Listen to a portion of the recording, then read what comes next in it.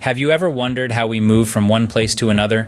How does a letter travel from your home to your friend's house on the other side of the city? How do the fruits from a far-off farm end up in your kitchen? Enter the magical world of transport systems. Transportation is a way of moving people or things from one place to another.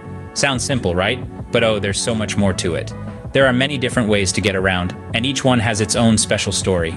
Let's start with the most common form of transport: walking. Yes, walking. From the moment we take our first baby steps, we become part of the world of transportation. It's simple, it's easy, and it's good for your health too. But what about when we need to travel long distances? That's when we use vehicles. Cars, buses, and trucks help us move around our towns and cities.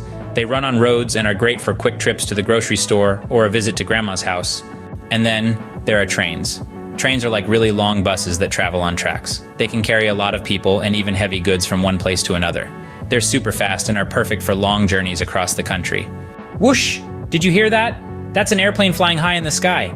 Airplanes are the fastest way to travel. They can take you to far-off places in a matter of hours. Imagine having breakfast at your home and dinner in a different country. Now let's dive into the deep blue sea. There we have ships and boats. They're like floating houses carrying people and goods across oceans and rivers. It's a slow but beautiful journey. And don't forget about our animal friends.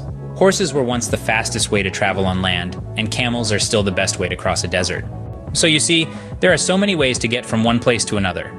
Each mode of transport has its own charm and purpose. Walking for health, cars for convenience, trains for speed, airplanes for long distances, ships for large loads, and animals for fun and adventure. In conclusion, the world of transportation is vast and varied. It connects us in ways we often take for granted.